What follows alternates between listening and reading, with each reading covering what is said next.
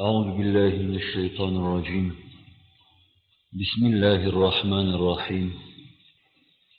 الحمد لله رب العالمين، والصلاة والسلام على رسولنا محمد وعلى آله وأولاده وأزواجه وأصحابه وأتباعه أجمعين.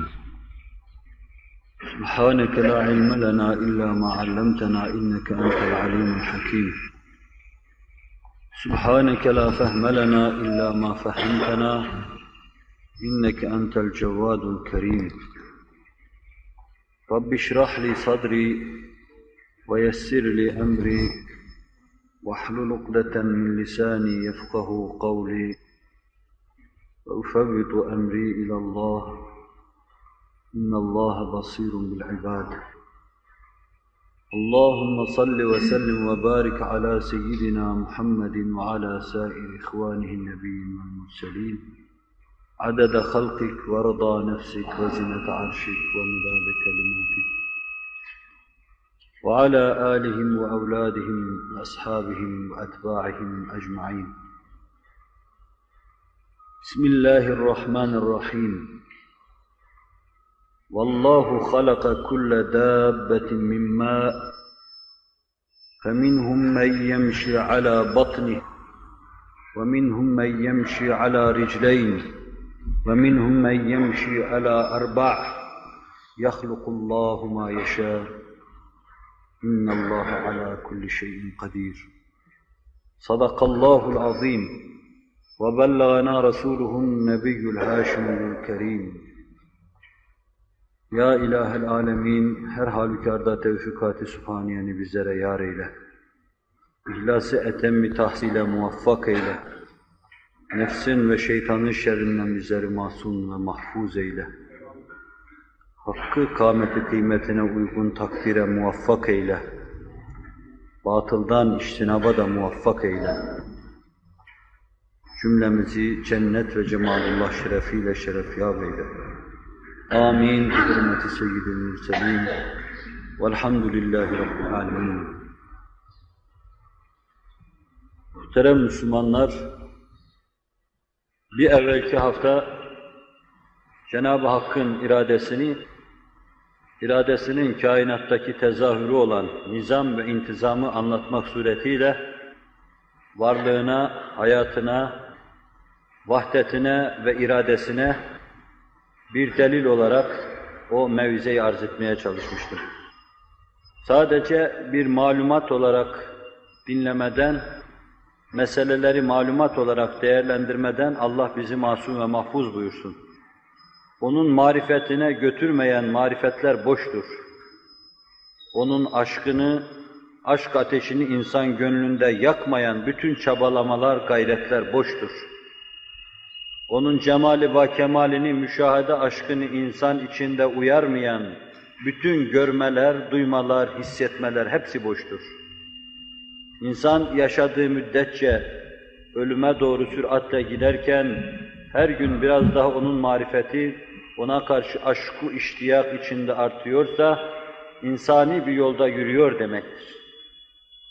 Dünyaya ondan haberli olarak geldiği gibi o haberi geliştiriyor. Çocukta şuursuzca bulunan bu haber ve haberleşmeyi Allah kendisine şuur ihsan ettikten sonra şuur santralına bağlamıyorsa boşuna gelişmiş, boşuna büyümüş ve boşuna yaşamış olur insan.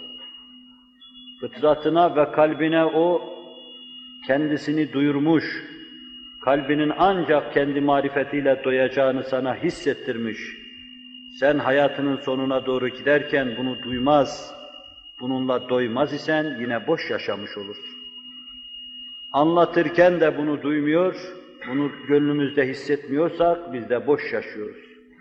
Allah bize lütfettiği bu hayatı, bu büyük hayat nimetine karşı kâmeti kıymetinde şükran mukabelesinde bulunmaya bizleri muvaffak kılsın.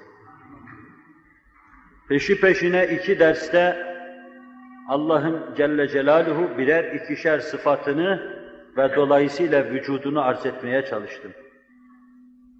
Bu meseleleri madde be madde kavrayanlar için başkalarına karşı kullanma veya bu işi daha fazla derinleştirme, tamik etme, kaynağında, kitabında bulma, okuma, cihad etme fikri verilmiş olur. Bu işi başaramayacak, bu işin ötesinden kalkamayacak kimselerin de benim gibi bir kısım tereddüt ve şüpheleri vardır. Onların tereddüt ve şüphelerinin başına bir bomba gibi patlayıverir. 5 dakika camide durduğu müddet zarfında dahi olsa, 5 dakika tereddütten azade yaşadıysa, işte o nurani hayat belli olmaz, onu kurtarabilir. Bir anı seyyale vücudu enver, binlerce sene vücudu eftere müreccahtır. Bir dakika bütün hissiyatıyla Allah'ı duyarak yaşama, binlerce sene boşu boşuna yaşamanın üzerinde bir yeri vardır. Onun için herkes kendi seviyesine göre bir şey hissetmeye çalışmalı. Allah hissettirsin, bir şey hissetmeden, ruhuna bir şey duyurmadan, kalbini doyurmak üzere bir şey vermeden, boş durmadan da Allah bizleri muhafaza buyursun. Birinci derste Allah'ın vücudunu, kıdemini, evveli olmadığını anlattık. Evveli olmamak ne demektir? Biz bu muamma karşısında dilsiz, hissiz ve durgunuz. Sadece bildiğimiz bir şey var, Allah'tan başka hiçbir şeyin ezeli ve ebedi olmayacağı hususudur. Bir evvelki derste de Cenab-ı Hakk'ın vücudunu, hayatını içine alan iradesini arz etmeye çalıştım. En küçük hadiselerde dahi tesadüfe yer verilmeyeceğini, verilemeyeceğini şerh etmeye çalıştım. Şu önümdeki kürsünün Kur'an-ı Kerim konan yerine şimdi Kur'an-ı Kerim koymuyorlar da mikrofon koyuyorlar.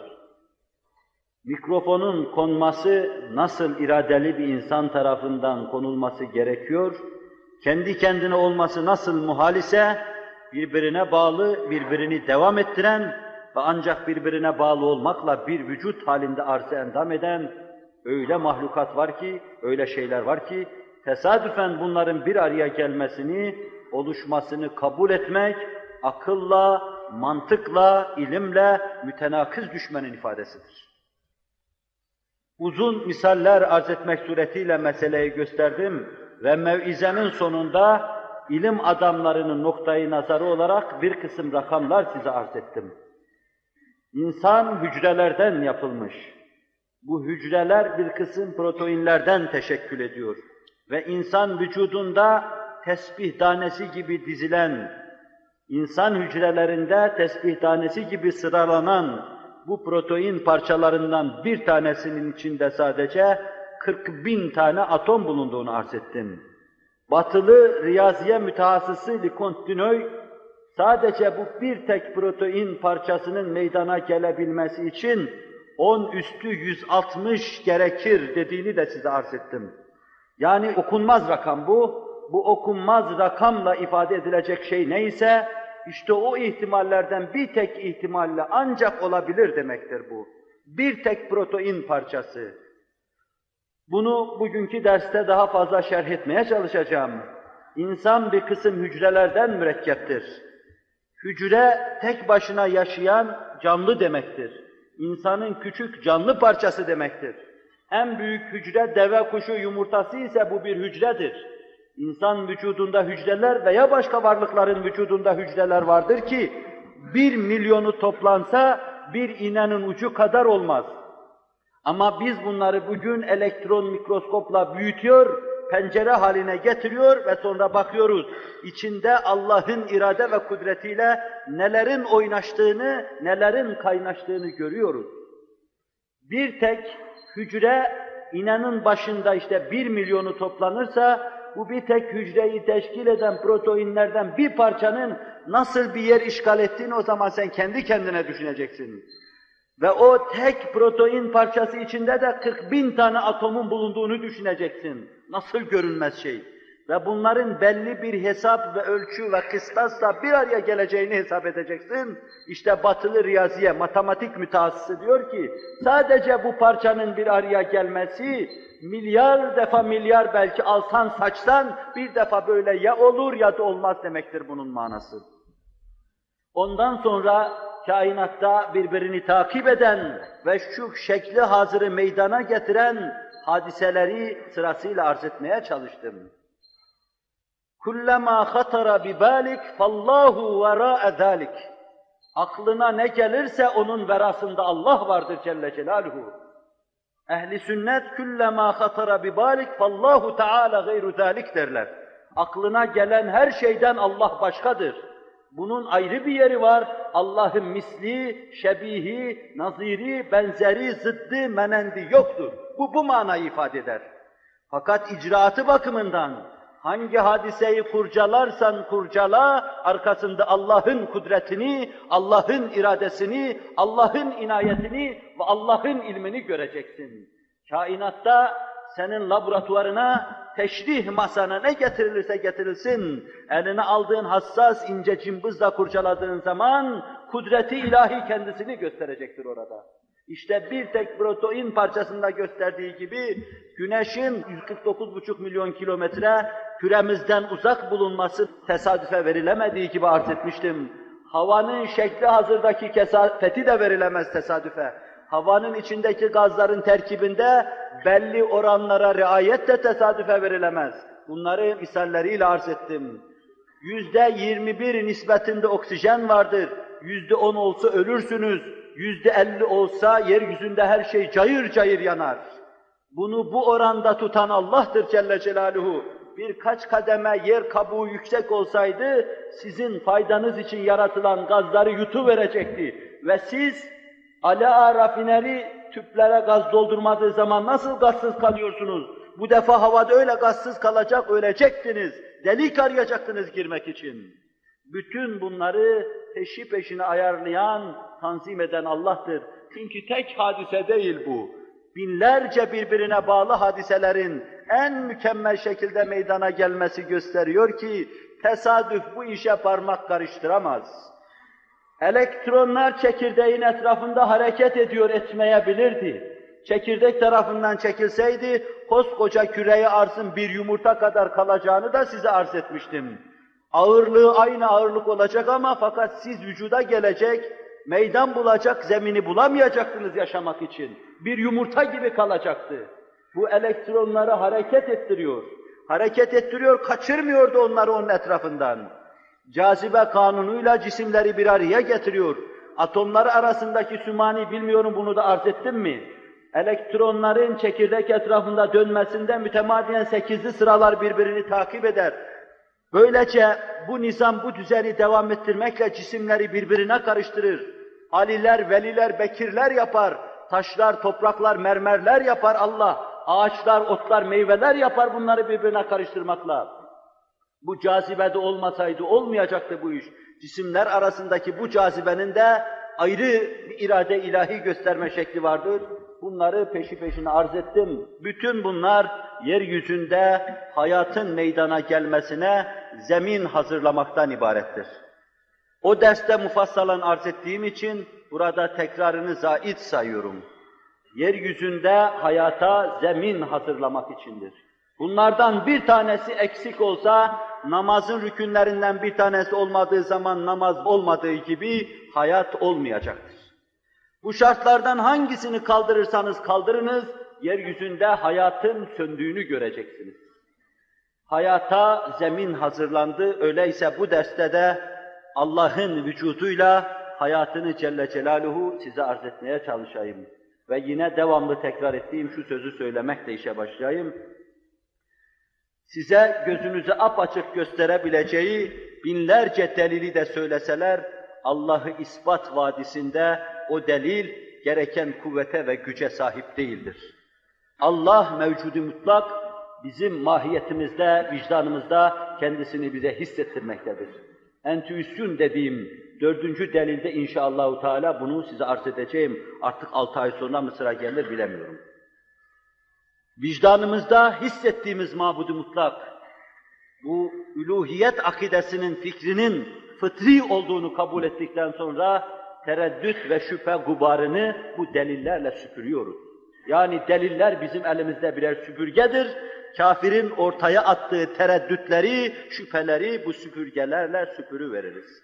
Nasıl maddenin termodinamikle sonradan olduğu Allah'ın kıdemi mevzuna konan tozları süpürüyor, Öyle de Allah'ın iradesi üzerine konan tozları da kainatta tesadüfün bulunmayışı süpürüyor ve öyle de hayatın dünden bugüne, bugünden de yarına ve kıyamete kadar bir muamma olarak kalması da Allah'ın Hay ismi üzerinden tereddütleri süpürüyor, hayat sıfatı üzerinden tereddütleri süpürüyor.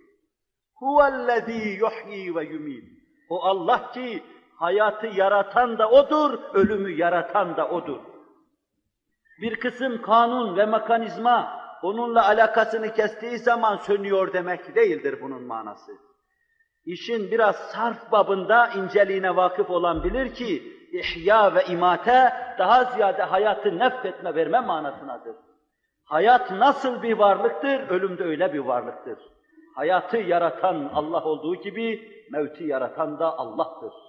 Mekanizma ortadadır. Maddeler vardır.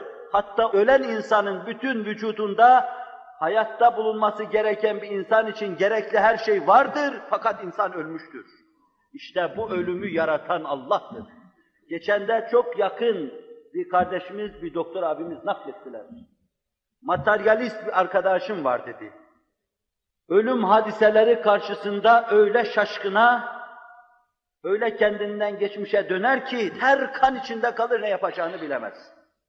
Benim de bulunduğum bir yerde bir adam birdenbire kalp krizinden gidiverdi. Ağzına kapadı, teneffüs yaptı, suni teneffüsle adamın hayatını iade etmeye çalıştı.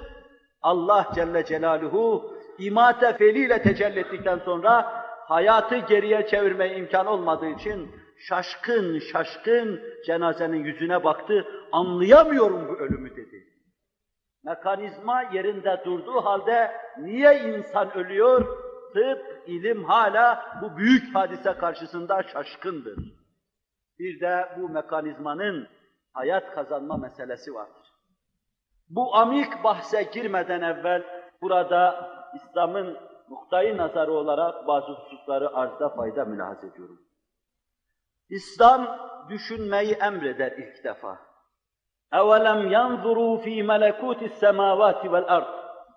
Göklerin ve yerin melekutuna bakmıyorlar mı?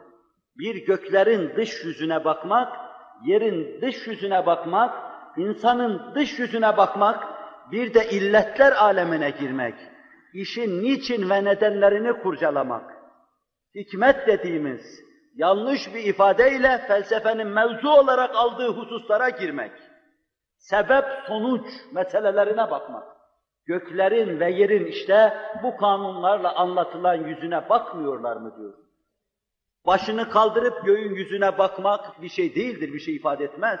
Yere bakmak da bir şey ifade etmez. Göklerin yüzüne bakıp bir şey anlayacaksın, melekutuna bakacaksın. Yerin de melekutuna bakıp bir şey anlayacaksın. Demek Kur'an-ı Kerim başta göklerin ve yerin manasını anlamaya bizi davet ediyor. Kendi cemaatine hitap ediyor. Öyleyse bu vadide yaya olan, Kur'an-ı Kerim'e cemaat olma mevzuunda yayadır. Göklerin manasını anlamadan, yerin manasını anlamadan uzak duran bir insan, o nispette Kur'an'a cemaat olmadan uzaktır, anlayacaksın. قُلْ اِنْذُرُوا مَاذَا فِي السَّمَاوَاتِ وَالْاَرْضِ. Göklerde ve yerde ne var? Bakın diyor Allah Celle Celaluhu. Durmadan nazar gezdirin. Şaşkın insan gibi semanın yıldızlarla yaldızlanmış parıl parıl yüzüne bakmanın bir manası yoktur. İnsana bu sadece şairane hisler verir. Onun manasını anlamaya çalışacaksın. Ve Kur'an yine bizi ilme davet ediyor. İnne fî zâlike le âyâtin lil âlimîn diyor. Göklerin ve yerin yaratılışında, insanların lisanlarının, şivelerinin, lehçelerinin ihtilafında, ayrı ayrı şekilde arz-ı endam etmelerinde ilim sahiplerine dersler, ibretler vardır diyor. Bu Kur'an'ın emri ve Kur'an-ı Kerim'den 100 tane ayet okumak kabildir bu vadide. Fakat uzatmıyorum. Kur'an size ilmi emreder, düşünmeyi emreder de neticesini haram eder mi bunun? Soruyorum size, vicdanınızdan kendi kendinize cevabını verin. Size göklere ve yere bakın, bundan bir netice çıkarın dedikten sonra o neticeler üzerinde durmayı size haram eder mi? Ehli ilim için bunları araştırmada bir ibret vardır der de onu size haram eder mi? Ama gelin görün ki köhne ve alabildiğine fersude bir fikir hakimdir. Hem din namına, diyanet namına ayat-ı beyinatı tefekkürü günah sayarlar. Böyle şeyleri kurcalamak, tereddüt ve şüphenin ifadesi sayılır. İlimlerden nefret eder kaçarlar, halbuki bilemiyorlar, böyle yapmakla Allah'tan, Kur'an'dan ve kendilerinin mufassal bir eşi, numunesi olan kainattan uzaklaşıyorlar. Bilemiyorlar ki fıtratlarına ters bir istikamette sürüklenip gidiyorlar. Batı'da dinle ilmin mütenakız düştüğü devirler olmuştur. Bugün de mütenakızdır. Yeni bir dille uydurma, hoşlanmam, ağzımdan çıkıyor, Allah affetsin. İlimle din Batı'da 1000 seneden beri ters düşmüş durumdadır. Dinin aslında ve mahiyetinde değildir bu. Kitabullah'ı tahrif eden insanlar dini bu hale getirmişlerdir.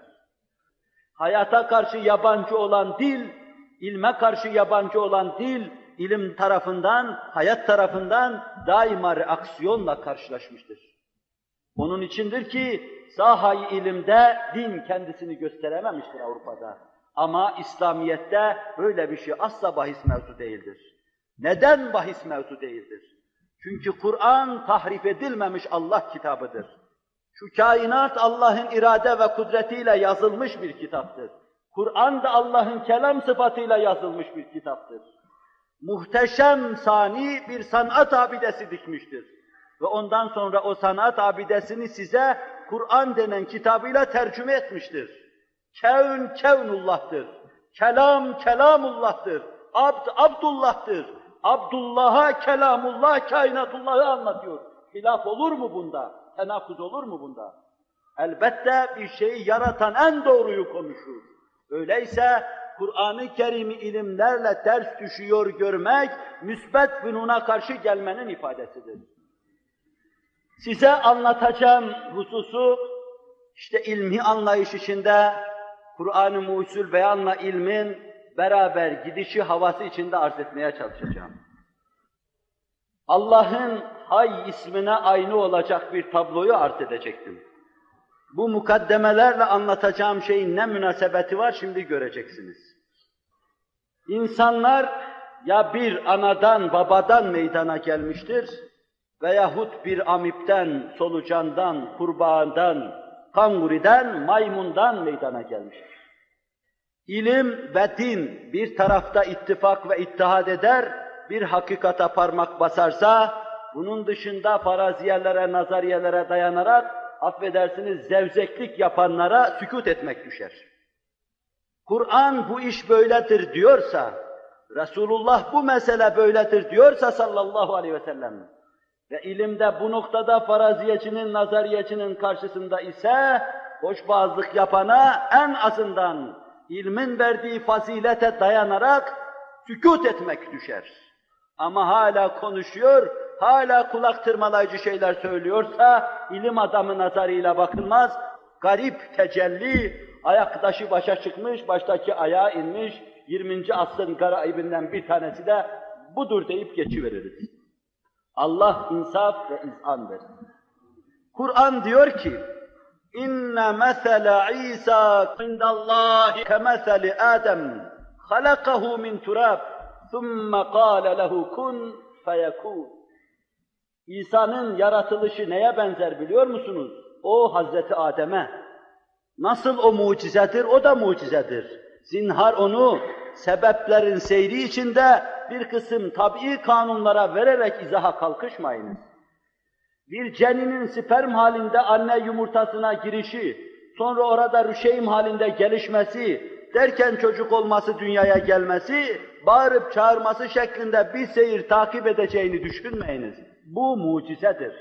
Parmaktan suyun akması gibi, ayın şak olması gibi, kupkuru ağaçların meyve vermesi gibi, kısa zamanda uzun mesafelerin kat edilmesi gibi, desti kudretini Allah'ın alıp yaptığı şeydir ki, beşeri kanun, beşeri takatın fevkinde bir şeydir.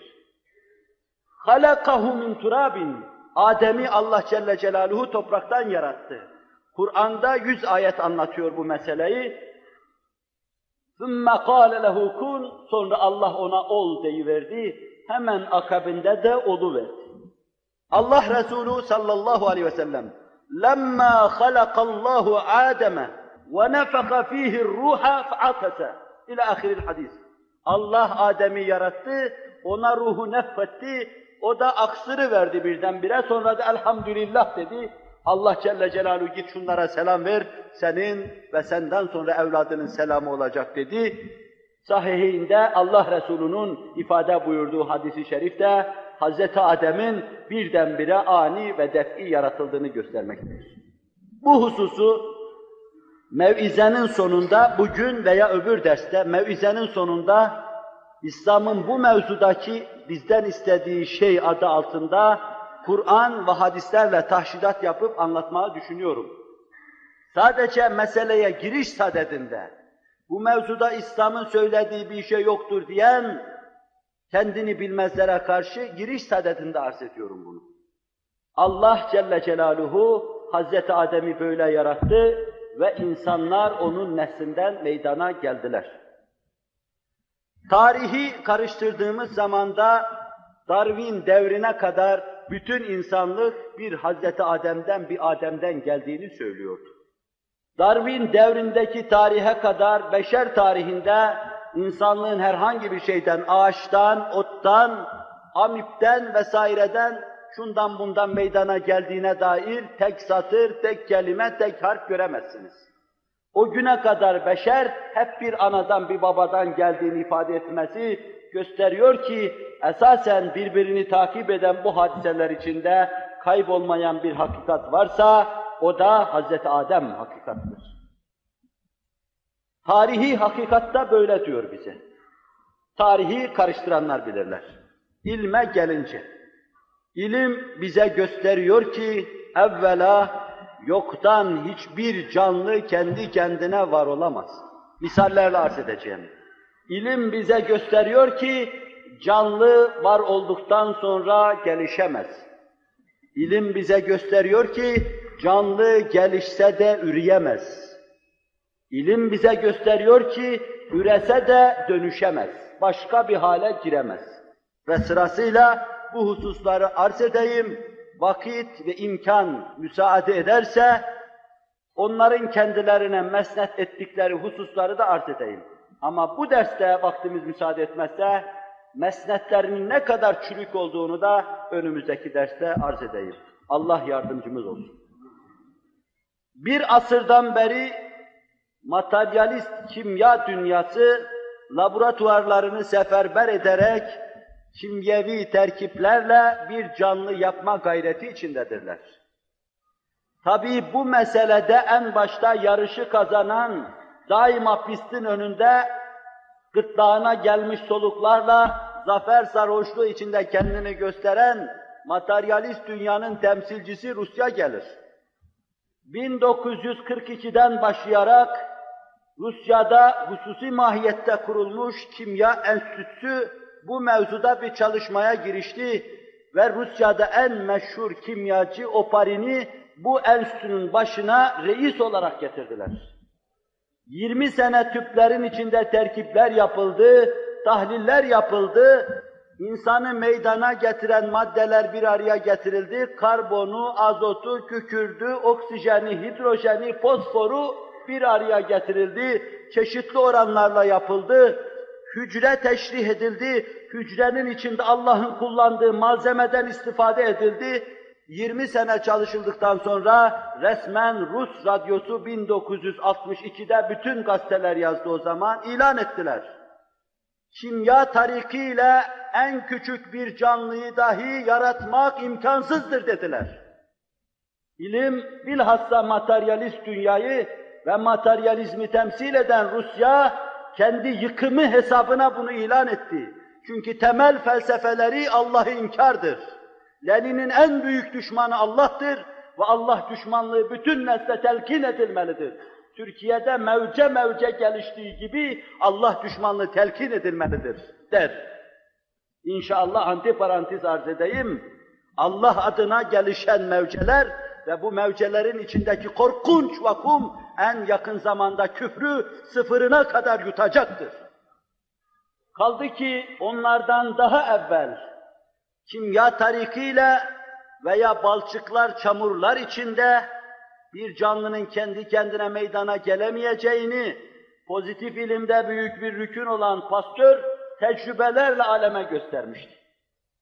Su borularının içinde geçirdiği suları çeşitli denemelerle yaparak bir canlının ancak bir canlı babadan meydana geleceğini ispat etmişti.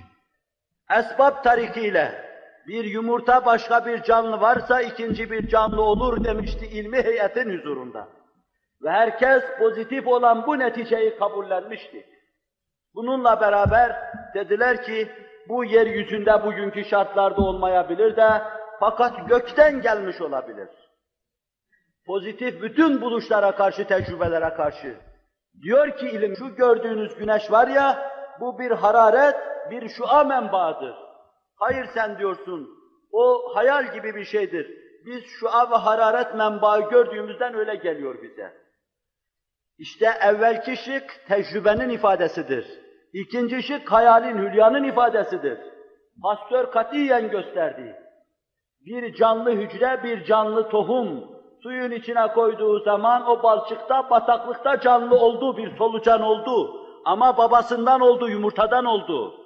Fakat sonra o suları uzun zaman tuttu, güneşin harareti altında tuttu, kapalı tıkalı borular içinde tuttu. Canlının meydana gelmediği görülünce ilim dünyasına ilan etti. Rusya'nın ilanı gibi hiçbir zaman kendi kendine bataklığın içinde bir şey meydana gelemez dedi. Çünkü biz biliyoruz ki fizikte bir kanun var, sebepler sonuçları tevlid eder. Bir sonuç, bir netice varsa bir sebebe bağlıdır. Sebepler illeti tam olacak, Allah Celle Celaluhu öyle yaratıyor, görüyoruz bunu. Bu sebeplerin, illetlerin verasında Allah Celle Celaluhu bunu arz edeceğim zaten. Fakat sebepsiz, hiçbir şeye dayanmadan bir şeyin vücudunu kabul etme, bu tamamen imkansızdır. Durup dururken şurada bir ışığın parıldamasını, bu kendi kendine böyle olur demek hülyanın ifadesidir. Ama bunu hatlarla, kablolarla bir santrala bağlar, burada tenmiri gördüğünüz zaman bu oradan geliyor derseniz, bu da ilmin ifadesi olur. Yerde bu iş olmuyor da arz edeyim, bu işin diyalektiği. Yerde bu iş olmuyor da ne oldu öyleyse, nereden geldi canlı buraya? Nereden bir tane solucan belirdi? Nereden büyüdü de kurbağa oldu ve derken akıl etti de sıçradı sonra insan oldu. Halbuki ilim, yeni modern biyoloji diyor ki insan aşağıya doğru gidebilir ama fakat yukarıya doğru bir canlı çıkmaz diyor. İnsan sukut edebilir. Belki de Kur'an-ı Kerim'deki bir kısım ayetlere de dayanarak diyeceğim, bu meseleyi iddia edenler içlerinde bir şey hissediyorlar. Esasen boş değil bu. Ruhlarında bir hastalık var. Farkına varmadan dönüştürmüş Allah onları da halet-i ruhiyelerini söylüyorlar. Ve adamın resmine baktığınız zaman da zaten siretinin dahi tebeddül ettiğini görürsünüz, hak verirsiniz. Fakat bunlarla meseleleri basite irca etmek, Kur'an talebesi olan bizlerin meseleleri anlatırken ciddiyetine muvafık olmadığı için uzatmayacağım. Gökten nasıl geldi canlı? Bir canlı, bir nezle mikrobu halinde, bir parazit halinde gökten geldi ama nasıl geldi? Bunu kim getirdi buraya? Allah getirdi derseniz, yaratır ya onu oradan buraya getiren Allah yaratır. Niye uzaklara gidiyorsunuz? Niye meseleyi büyütüyorsunuz? Kendi kendine orada teşekkül etti, buraya geldiyse sözümüz var. Koskoca taşları, meteorları dahi eriten atmosfer, onun buraya kadar canlı olarak gelmesine nasıl müsaade etti? Taşı, demiri eriten, yakan, giden füzeleri lav haline getiren atmosfer, nasıl o canlının rahatlıkla buraya gelmesine müsaade etti? Cayır cayır yanar ve pişerdi. Toz gubarları arasında, taşlar arasında geldi. Taş kendisi gelemiyor ki o gelsin. Bununla beraber bu olmaza da oldu diyelim, geldi diyelim. Meseleyi yine temele götürelim. Burada olmayan şey orada nasıl oldu deriz. Yer yerdir, atom kütlesinden ibarettir, toprak topraktır, ateş ateştir, su sudur, hava havadır. Her yerde aynı şeydir bunlar. Burada meydana gelmeyen orada kendi kendine nasıl meydana geldi? Bizim için mesele gayet basittir. Vallahu halaka kulle dâbeti mimma. Allah her şeyi sudan yarattı. Bir kısmı sudan olarak yarattı veya beyaniye sudan yarattı Celle Celaluhu. Bununla beraber şu muhalif farz edip üzerinde duralım. Arz ettiğim gibi pek çok kimseler hele mektep görmemişler, zor anlayacağı bu hususu, benim gibi de meseleyi bilmeyen birisi zor anlatırsa iyice karışacaktır. Rabbi şrahli baştan dedim, Rabbi şrahli sadri. Cenab-ı Hak hepimizin kalbini şerh etsin, hepimize anlayış lütfetsin, anlayalım. Canlılar, protein dediğimiz şeylerden teşekkül eder. Temel yapısı budur. Bunlar diziler halinde bir araya gelir. Canlı kendi kendine meydana geldi diyen adam ne diyor biliyor musunuz?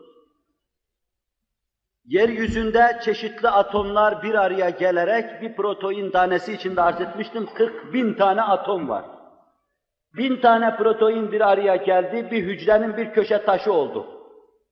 İşte bunlar sağdan soldan tesadüfen bir araya geldiler, bir protein teşkil ettiler. Bunu diyor yani, tesadüfen geldi diye. Ve sonra derken tesadüfen yine 40.000 atom bir araya geldi, bir tane daha teşekkül etti. Ama o dünyanın bir tarafında, bu da bir tarafında nasıl bir araya geldiler bilemiyoruz bunu, uçakla mı filan, neyle geldiler? Bu da işin esprisi. Derken bir tane daha geldi tesadüfen. Leconte Duneu'nun sözünü hatırlayın, 10 üstü 160 rakamıyla ifade edilir ancak bir proteinin teşekkül etmesi için. İhtimallerden bir ihtimal. Milyar defa milyarcı ihtimalden ancak bir ihtimalle bir protein teşekkül edebilir. Ama bir tane değil, 1000 tane bir araya gelecek de ancak insan hücresinin bir köşe taşını teşkil edecekler. Ve sonra bunlar anlaştılar, kafa kafaya verdiler, bir protein çorbası hasıl ettiler. Çorba hasıl oldu ama fakat canlıya dönüşecek. Diyelim ki bunlar bir araya gelir gelmez, hemen bir canlılık alameti kendinde belirdi. Bildiğimiz pozitif bazı şeyler var, buna hiç müsaade etmez. Çünkü bir canlı daha canlıyım diye ilk soluğunu aldığı andan itibaren beslenme mecburiyetindedir. Beslenme mecburiyetinde olan, daha canlıyım derken beslenme mecburiyetinde olan bu canlı kendisini besleyecek proteini nereden bulacak? İçinde tezgahı, fabrikası olması lazım bunun. Bir taraftan oluşurken tesadüfen bir taraftan da içinde fabrika kurulacak. Fabrika kurulurken öyle ince hesaplarla kurulacak ki bunun ağzına göre, midesine göre şeyler yapacak. Ve o da hemen tam oluştum derken fabrikanın hasıl ettiği o hayatlar macunları alacak, istifade edecek. İşte bu noktadan, yani birkaç protein bir araya gelip ilk canlıyı teşkil ederken beslenme, solunum, sindirim ve metabolizma artıklarını dışarıya atma gibi, pislikleri dışarıya atma gibi bir kısım problemler var ki bunlar bize diyor canlı kendi kendine meydana gelmez. Bu işin birinci şıkkı. İkinci şıkkına gelince, her canlı proteine dayanır. Karınca buğdaya dayandığı gibi sen ağzını şekere, nişastaya, proteine, balığa, ete, süte verdiğin gibi canlı da meydana gelirken, hayatını devam ettirirken proteine dayanır. Canlı meydana geliyor, kendisini devam ettirecek proteini buluyor. Bulsun ne olacak, bir yerden alsın yesin. Mesele bildiğin gibi basit değil. Zira proteini canlılar hasıl ediyor. Protein senin vücudunda hasıl oluyor, hayvanın vücudunda hasıl oluyor, Allah'ın kurduğu tezgahlarda hasıl oluyor. O tezgahı neye vereceksin?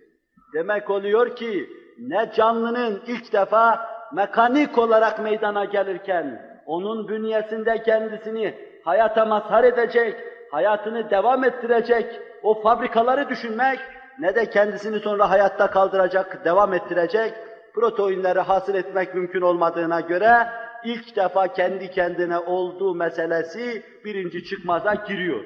Kendi kendine bir şey olmazsa tekamül hiç olmaz zaten. Kendi kendine olmaz, görüyorsunuz. Bu söylediğim şeyleri laboratuvar neticelerinde tıp bize anlatıyor. Modern biyoloji bize anlatıyor. Hayat bilimi bize anlatıyor bunu. Kat'idir, sabittir diyor. Bu olmaz. Ama bu dönemeçte bitmiyor iş. Bakın, daha başka aşamalar da var. وَلَقْتَحَمَ الْعَقَبَ adeta diyor Kur'an-ı Kerim. Bu gediği, bu tepeyi aşamayacaksınız. Aşamayacaksınız.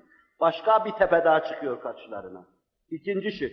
Biz görüyoruz ki benim durumumda olan bir insandan denizlerin içinde halkın deniz anası dediği tek hücreli amiplere kadar hepsinin bir beslenme yolu var, bir solunum yolu var, bir sindirim yolu var, bir de içindeki pislikleri dışarıya atma yolu var, beslenme yolu var. Fakat bu kurulmuş bir mekanizmadır. Allah Celle Celaluhu amibe yalancı ayaklar vermiştir. Bir şey yakalamak istediği zaman hemen o ayaklar hasıl olur. İnsanın vücudundaki hücreler de böyledir. Hücrenin eli ayağı yoktur ama fakat bir şey yakalayacağı zaman yalancı ayak diyoruz. Hemen bir ayak el hasıl olur. O onu onunla yakalar. Ağzına getirdiği zaman ağzı yoktur. Bu defa da bir ağız hasıl olur. Bu defa ağzıyla onu midesine indirir. Derken bir makat hasıl olur. Bu defa dışarıya çıkaracağı metabolizma arttığını da oradan atıverir. Fakat bu mekanizma kurulmuştur burada. Biz ondan anlıyoruz ki ancak şu andaki şekille dikkat buyurun. Şu andaki şekille beslenebilir, şu andaki şekille hazım yapabilir ve şu andaki şekille hazmettiği şeylerin faydalarını vücutta stok eder, olmayanlarını dışarıya atıverir. Fakat bir canlı daha ilk defa meydana geldiği zaman bütün bu işleri hem meydana gelirken hem başarması müsbet ilmin kabul ettiği şey değildir. Yani bu ne demek? Ben şu halimle bir cami yapıyorum. Fakat Allah bana bir kafa vermiş, bir hendese anlayışı vermiş, bir de mektebe gitme imkanını vermiş, yazmayı çizmeyi öğretmiş, taşın üst üste konduğu zaman yükseleceğini öğretmiş, sanat anlayışı vermiş, ben bu camiyi yapıyorum. Fakat düşünün ki ben şu camiyi yapıyorum dediğim zaman ben daha ne caminin manasını, ne taşın manasını, ne kafanın manasını, ne düşünmenin manasını, ne girdiği ne çıktığı hiçbir şeyi bilmiyorum. Ve sonra ben bu caminin yapılmasını kendime isnat ediyorum. Aynen öyle de. Daha bataklığın içinde, vıcık vıcık bataklığın içinde, kurt halinde meydana gelmeye çalışan bir şey daha yeni meydana geliyor. Mekanizmaya mütevakkıf, makinalara, tezgahlara mütevakkıf, bağlı, bu şeyleri kendi kendine yapıyor diye bunu kabul etmek, 100 defa ilimden uzak şey ve 1000 defa cehaletin merkezine, balıklamasına girmenin ifadesidir. Meseleler, halkın pek çoğunun yabancı olduğu meseleler olmakla beraber avamlaştırıp anlatıyorum, inşallah anlamış oluruz. Canlı kendi kendine meydana gelmez diyoruz. Bir kısım proteinler, bir kısım zerreler, üçüncü husus bir araya gelirken bunlarda müessir bir amil vardır, enerji. Nasıl biz elektrik enerjisinden istifade ediyoruz, öyle de dikkat edin. Vücudumuzun her hücresinde, insan vücudunda 60 trilyon hücre var. Her hücresinde şeker yanmakta, su ve karbondioksit hasıl olmakta ve bundan bir elektrik meydana gelmekte. İnsan vücudunun elektrik ihtiyacı bununla giderilmektedir. Sizin caminizde lambalar olur da Allah'ın muhteşem sanat abidesinde elektrik olmaz mı? Beyin fakültelerindeki bütün tembihler, vücudun çeşitli yerlerine şifre göndermeler, haberleşmeler, haber merkezleri, telemprimörler, telsizler, radyolar, hepsi işte bunlarla olur. Allah bu işlerle yürütüyor icraatını Celle Celaluhu. Basit bir tezgah mı sanıyorsun sen seni? İnsan vücudu daha ilk oluşurken enerjiye ihtiyacı vardır. Dikkat buyurun. Bu enerji ya gökte çakan şimşekten hasıl edilir, ya güneşten gelen mor ötesi şualardan elde edilir. Veyahut da yeryüzündeki suhunet ve sıcaklıktan tebahhur eder, oradan elde edilir. Bu üç şıkkın dışında enerji bir şeyden hasıl edilmez. Canlının ilk defa bataklıkta kurt olmaya çalıştığını düşünelim. Oluşurken enerjiye ihtiyacı vardır. Çünkü ilk defa reaksiyon yapılacak, buna bir tesir edilmeye çalışacak ve o derken ondan müteessir olacak. Materyalist düşünüyoruz burada. Fakat bunun bu muhtaç olduğu enerji ya tepesinde çakan şimşekten elde edilir, ya mor ötesi güneş ışınlarından veyahut da yeryüzündeki suhunetin, sıcaklığın sularla buharlaşmasından. Halbuki bir organizmanın, eskiler uzviyat derlerdi, bir organizmanın var olması ve sonra varlığını devam ettirmesi, sürekli olarak belli bir oranda enerjiye ihtiyacı vardır. Bu enerji mikron hesaplarıyla ölçülmüştür. Şayet biraz fazla olsa hücre ölür, biraz az olsa hücre hayata mazhar olamaz. Belli bir oranda ve devamlı, kesilmeden devam etmesi gerekir. Canlı meydana gelirken gerekli olduğu gibi, hayatını devam ettirirken de gereklidir. Şimdi bakın, şimşek bir defa çakıyor, korkunç bir elektrik hasıl ediyor. Bu hücre canlısının canına okumuştur esasen. Okumadığını düşünün, elektrik kesildiği an iş bitmiştir. Devamlı diyoruz elektriğe ihtiyacı vardır. Pozitif ilim söylüyor. Mor ötesi şualardan enerjisini aldığını düşünelim. Gece güneş battığı zaman nereden alacağı karşımıza bir problem olarak çıkıyor. Sürekli olarak enerji ihtiyacı vardır dedik. Havanın suhunetinden hasıl olan su buharlaşması bunu yapacaktır. Yukarıya çıktığı zaman Allah'ın bir kanunuyla suhunet dediğimiz şey orada soğuk su damlaları haline gelecek, aşağıya inecek. Bu da canlının canını okuyacaktır. 3 şıkla elektrik enerji elde etmesi düşünülen canlı, protein yığınları çorbası bu suretle enerjiden mahrum olduğu için kendi kendine canlı meydana gelemeyecektir. İnşallah bir şey anlıyoruz. Hele bu protein yığınlarının Hegel'in saçmalarına dayanarak bir kısım kimselerin denizin dibinde teressüp edip bir kısım cüruflar halinde kendini gösterdikten sonra hayata mazhar olmaları asla düşünülemez. Hegel denizin dibinde bir varlık yapar kendi hayaline göre. 20 tane varlık sıralar, sonra onları karaya çıkarır hayalinde. Jules Verne'in romanlarındaki hayaller gibi anlatır bunu. Ve sonra da ilim dünyasına ilim olarak kabul ettirilir. Ne gariptir ki tekrar edeyim, müsbet ilim namına, Müslüman vatandaşların, Müslüman evlatlarına bu küfür fikirleri telkin edilmektedir. Pozitifle, müsbet ilimle asla ve kata, yakından uzaktan alakası yoktur. Tamamen hayalidir. Proteinler nasıl denizin dibine gitmiş, arz etmiştim, onlar ilk defa canlılar tarafından yapılır. Yani tezgah yapar onları, tezgah yok nasıl gitti oraya? İkincisi, denizin derinliklerinde tamamen enerjiden, şuadan mahrum nasıl meydana geldiler? Öyle derin bir problemdir ki, bu dalalete düşmüşler, küfre saplanmışlar, şaşkınlık içinde ne diyeceklerini bilemediklerinden, akıl mantık almaz, ilim kabul etmez, bu safsataların arkasına düşmüşlerdir. Beyin yapıcımız burada bir misal veriyor. Bir insan bir sarayın içine girer. Muhteşem döşendiğini, tefriş edildiğini görür. Baş döndürücü bir dekor vardır orada. Her yer yerine konmuştur. Araştırır, karıştırır, bunu böyle tanzim edecek birisini göremez, bulamaz. Sonra bir tarafta, belki bir masanın üzerinde bir kitap eline geçiverir. O kitabı karıştırdığında bakar ki kitabın içinde masanın nereye konacağı, minderin nasıl serileceği, koltuğun nasıl konacağı, dekorun nasıl tespit edileceği programı yazılı olmaktadır. Kendi kendine der ki, galiba bu sarayı tefriş eden bu kitaptır. Siz dersiniz ki kitap sarayı tefriş eder mi? Fakat başka tefriş edecek kimseyi bulamadığından ötürü mecburen bunu demektedir. İşte Darwin ve emsali esasen Allah'ı kabul etmediklerinden bir çıkmaza girmişlerdir. Her davranışları yüz karasıdır, kendilerini mahcup edici keyfiyettedir ama fakat dönme niyetinde değillerdir. Mesele bununla bitmedi. Bir bakıma hulasa mahiyetinde, bir bakıma da başka yönüyle arz edeyim. Demek oluyor ki, bir canlı meydana gelmişse onun şu andaki haliyle meydana gelmesi zaruridir. İsterse bir amip olsun, isterse solucan olsun, isterse kurbağa olsun ve isterse kanguru olsun, isterse insana son ata saydıkları kanguru, onun yavrusu insan olsun, onların görüşüne göre.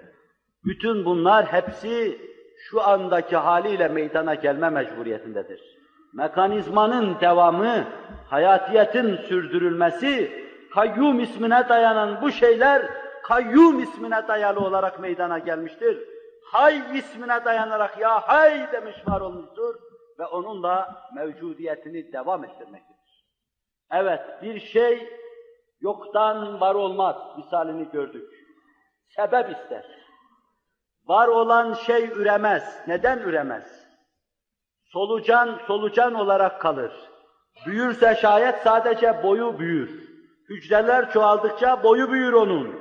Bir başka şeye geçmez. Büyüse de büyüdüğünü, uzadığını kabul etsek de bunun bir başka şekle dönüşmesi, bir başka şekle intikal etmesi bu mesele imkansızdır. Bunu da inşallah biraz sonra esasen nasıl intikal etmesi imkansız onu da arz etmeye çalışacağım. Kaldı ki bakın muhterem Müslümanlar, insan dediğimiz şey, varlıklar dediğimiz şey bir hücreden ibaret değil. Bununla beraber hücre dahi çok muhteşem bir saray. İnsan vücudunda 60 trilyon sayıda bulunan hücre çok muhteşem bir saraydan ibarettir. Sizin evinizden daha mükemmeldir. O evin içinde çalışan insanlardan daha akıllıca işler orada cereyan etmektedir. Hücre, babanı sana intikal ettiren şeydir. Babana ait karakterin sende görünmesini Allah'ın inayetiyle temin eden unsurdur. Allah sebep olarak orada onu kullanmaktadır. Fakat çok esrarengiz şeyler yapılmaktadır. Nükleik asit dediğimiz, şifre olarak DNA dedikleri asit, o hücrenin içinde bir kumandan, baş mühendis durumundadır. Veya santralın başında etrafa mütemadiyen emirler, şifreler gönderen amir durumundadır. Baş mühendis veya kimyacı bir başka dizide asitler vardır. Bizde, evimizin içinde bizler, elbiseli adamlar iş yapar. Orada amino asitlerden müteşekkil proteinler, işte onlardan müteşekkil olan DNA, RNA dediğim şeyler yaparlar. RNA baş mühendistir orada. DNA'nın yaptığı bütün diktaları, emirleri yerine getirir. Hiç emirde kusur yapmaz. Kendisine ne söylenirse harfiyen onu yerine getirir. Fakat bu muammanın içine girdiğimiz zaman çok acayip, çok garip şeyler görüyoruz. Vücudun içine gelen şeyler, dikkat buyurun, o hücrenin içinde insan vücuduna yararlı hale getiriliyor. Balık yiyorsun, protein gidiyor vücuda. Süt içiyorsun, protein gidiyor vücuda. Meyve yiyorsun, vitamin gidiyor vücuda. Ve bütün bunlar belli nispette Allah'ın iradesiyle hücrelere taksim ediliyor. Büyük levazımcılar hücrelerin kapılarında durmuş gibi gelen şeyleri hücrenin kametine, çapına göre adeta taksim ediyor. Esrarengiz taksimatlar yapılıyor.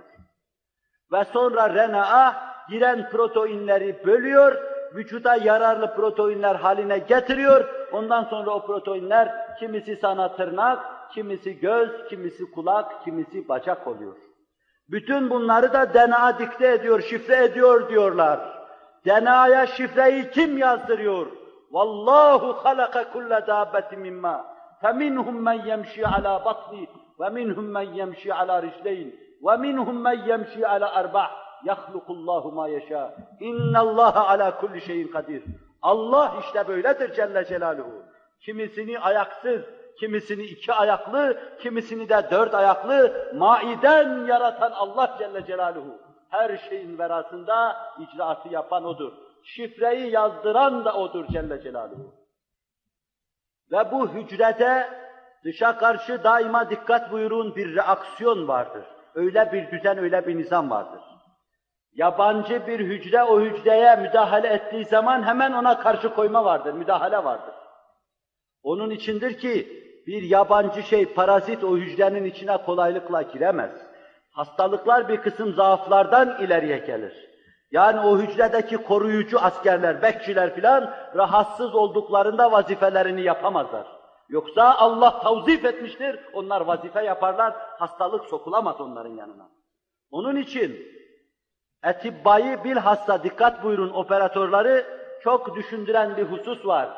İnsanın bir yerine bir parça et eklemek istedikleri zamanda kendi vücudundan olursa oluyor da başkaları bir hayli operatörün başına müşkülat çıkarıyor. Neden?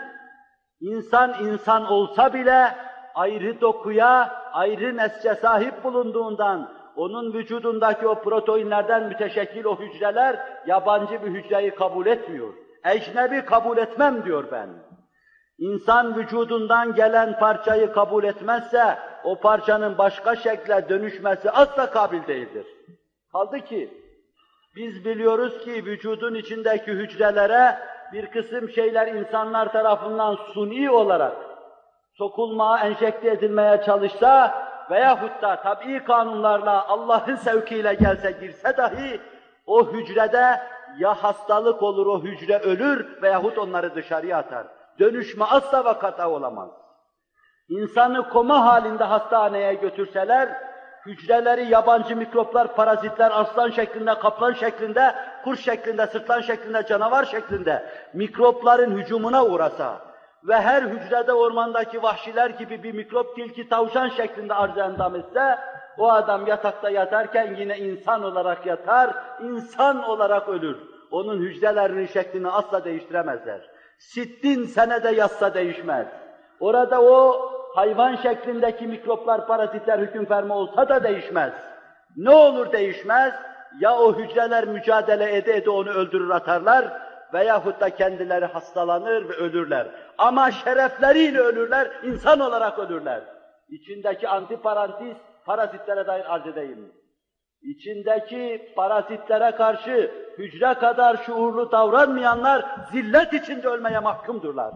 Batıdan parola sorulmadan içine giren, vatan hücresi içine giren, kalp hücresi içine giren, aile hücresi içine giren nice parazitler vardır ki sen onlar karşısında teessürden hasta olmamışsın, sedyeyle hastaneye götürülmemişsin, fakat teslim olmuşsun, onların şekline girmeye çalışmışsın. Evet, bir dönme varsa o da bizim siretimizdedir. Hücrede asla dönme yoktur. Çünkü ayat-ı tekviniyeye göre onlar Allah'ın emirlerine harfiyen ramdır. İnsan iradeli olduğundan Allah'a baş kaldıran sadece insandır. Bunu da hislerime dayanarak burada antiparantiz arz ettim. Cenab-ı Hak taksiratımı af buyursun. Demek oluyor ki hücre esasen yapı itibariyle her hücre ayrı protein dizisinden müteşekkildir. Ali'nin evi Ayşe'den, Fatma'dan, Hatice'den mürekkeptir. Veli'ninki de Bekir'den, Ali'den, Osman'dan mürekkeptir.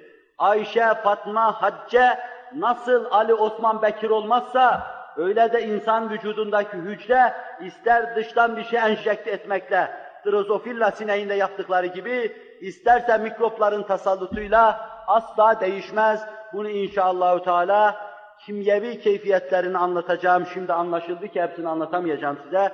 İlerideki dersimizde takdime çalışacağım. Kimyevi keyfiyetlerini arz etmeye çalışacağım bunu.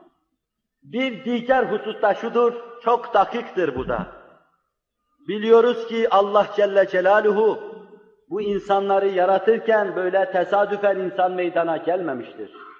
Kabul etsek ki bir yerde bir canlı meydana geldi, bir yerde de bir canlı meydana geldi. Bunların her ikisinin de birbirine uygun, yani cinsiyette mukarin olması lazımdır. Yani aynı cinsten olması lazım. Birinin erkek, birisinin de dişi olması lazımdır. Sonra evlensinler de bunlardan nesiller meydana gelsin. Çok uzak tesadüflerin bir yerde hasıl ettiği bir canlı, başka bir yerde hasıl olan bir canlı, ikisi de erkekse ne olacak? İkisi de dişiyse ne olacak? Biri köpek, biri insansa nasıl olacak? Biri solucan, biri kurbağaysa nasıl olacak? Çok karışık hesaplar var burada. İkisi de insan olacak, biri erkek, biri dişi olacak, ikisi de bir yerde olacak, buluşacaklar, ondan sonra mukarenet olacak, cinsleşme olacak, çiftleşme olacak ve derken türeyecek. Ama Allah Celle Celaluhu Adem'den yarattığı insana eş de yaratmış. 3 harika mucize var. Hz. İsa mucize, babasız yaratılmış. Adem mucize, anasız, babasız yaratılmış. Havva mucize, anası mı yok, babası mı yok ben bilemiyorum. Siz biliyorsanız bana sonra söylersiniz. Çünkü Allah onu Adem'in bir parçasından yaratmış. Hz. Adem'i baba mı kabul edeceksiniz, ana mı, Allah bilir onu. Bunlar Allah'ın kudretiyle olan şeylerdir. Sonra Allah Celle Celaluhu çift yarattığı bu varlıkları bir araya getirmiş, aralarında telkih kanunu vaz etmiş, çiftleşme durumu derken sperm rahmi maderde yumurtaya giriyor ve Allah ondan cenini hasıl ediyor. Bu da ayrı bir muamma. Kur'an'ın bu mevzudaki ayetini anlatırken bunu şerh edeceğim inşallah. Fakat burada şu kadarcık kısaca anlatmama müsaade edin. İnsanın vücudundan, erkeğin vücudundan kadına giden şeye küçük canlı manasına Frenkçe sperm diyoruz. Sperma diyelim. Anne karnında o gelen spermayı hoş karşılayan, tıpkı erkek ve kadının evlenmesi gibi onunla zifaf olan derken orada ceninin ilk teşekkülünü Allah'ın inayetiyle, kudretiyle meydana getirmeye çalışan pıhtıya, yoğurt yığınına, protein yığınına da yumurta diyoruz. Onların öyle birbirleriyle anlaşması, uzlaşması, mektuplaşması, aşıkane izdivaçları ayrı bir meseledir, onu yerinde arz edeceğim. Orada gelişmeye başlar. Fakat dikkat edin. Karakter taşıyan elemanlar vardır. Genler diyoruz. Bunlar kromozom dizileri üzerinde bulunur. Erkekte 46 tane vardır spermde. 46 tane de kadında vardır. Bunlar bir araya getirildiği zaman 92 tane olur. Fakat insanın vücudunda, insanın tohumu olan bu şeylerde daima 46 tane kalmaktadır. Dikkat edin. Kalsın 46 tane onda olsun, 46 tane de onda. Ne anlatır bu bize? Değil öyle bildiğin gibi değil mesele. Maymunda 46 tane değil bu. Başka hayvanda da 46 tane değil. Otta da 46 tane değil varsa. Bu insanda 46 tane. Kadında da 46 tane. Fakat acip bir şey, garip bir şey, spermde 46 tane, yumurtada 46 tane, birleştikleri zaman 46 cem'en 92 yapar. Halbuki o cenin orada teşekkür etmeye başladığı anda biz bakıyoruz yine ikisinde 46 tane var. 46 tane birdenbire yok oluveriyor bir araya geldiği zaman. Ne oluyor bu 46 tane? Bu hücrenin içinde ancak 46 tane var. Ne oluyor 46'sı? Allah aklımızın alamayacağı bir kanunla insan cinsini muhafaza ediyor. 48 olursa insan olmaz, başka bir şey çıkar ondan. 46 tane olacak. 92 olursa belki goril gibi bir şey olur. 46 tane olacak. Bu modern biyolojinin anlattığı şeydir. Bu ilimdir. İlmin verasında söylenecek her şeyde safsatadır. Öyleyse, isterse 30 defa izdivaç olsun, isterse 40 defa izdivaç olsun, bir araya gelen yumurta ve sperm, kendi 46 tanelerini birbirine kattıkları zaman, cem'en 92, 46 oluyor anlamadığımız bu rakam, insan cinsini muhafaza ediyor. İnsan karakterini geçiriyor. İnsan mana ve mahiyetine medar oluyor, temel taşı oluyor insana. Halbuki, eğer başka bir hayvandan dönüşme meselesi olsaydı, bu böyle olmayacaktı, değişecekti. Hayvanda da bu böyle devam etmektedir. İnsanda da devam etmektedir. 46 asla 47 olmamakta, 45 olmamaktadır. Binlerce tecrübe bunu ortaya koymuştur. Öyleyse insanın bir solucandan, bir kurbağadan meydana geldiğini tevehhüm etmek, düşünmek öyle bir hülyadır ki insafı, izanı olan değil imanı bu meseleyi kabul etmez. Yine beyin yapıcımızın ifade ettiği gibi insan 4 ayaklı bilmem ne olsa, işlek olsa ve sonra insan olsa böyle bir safsata karşısında bunu kabul etmeyeceğim diye kaçacaktır. Hücrenin içine girdik, bir köşesini anlattık, diğer 3 köşesi kaldı. 3 köşesini anlatmak üzere ve sonra da onların safsatalarına, mesnetlerine temas etmek üzere önümüzdeki derste inşallah Allah lütfetsin meseleyi, mevzuu devam ettirelim. Şunu arz edeyim, bu meseleler benim meselem değildir. Bunlar çaplı insanların işidir. Fen bilgisi olan insanların, Kur'an bilgisi olan insanların işidir. اِذَا كَانَ الْوَادِ خَالِيًا يَكُونُ الثَّعْلَبُ وَالِيًا derler bizde. Dere tenha oldu mu tilki paşalık sevdasına düşermiş. Anlatan bulunmadığı için cüretimiz bizi buraya itti, bize anlatmak düştü bunu. Allah'tan temenni ediyor, diliyorum, siz de dua edin, gerçeği, gerçeğin büyüklüğüne uygun bize anlatacak insanları Allah lütfetsin. Bu hususların anlatılmasında azim fayda mülahaz ediyorum. Bir taraftan tamamen terk edilmiş nesil bunlarla zehirleniyor. Pozitif ilim adına telkin ediliyor, itikadı sarsılıyor. Hatta çok garip şey, çok mütedeyyin kimselerin dahi bu mevzuda sarsıntıda olduğunu müşahede edince bu meseleyi böyle iyice dağıtıp, karıştırıp biraz da teferruatla anlatmada fayda mülahaz ettiğim için bir kısmınızı yordum, bir kısmınızı işte kulaklarını tırmalayıcı laflar ediverdim. Cenab-ı Hak da taksiratımı affetsin. Bunlardan hoşnut değilse, Resul-i Ekrem bunlardan hoşnut değilse, söyleme imkanını vermemek onun elindedir. O söylettirmesin. Ama bilemediğim için rızası olur düşüncesiyle söylediğim için taksiratımı affetsin, cümlenin taksiratını da affetsin. Lillahi Teala'l-Fatiha.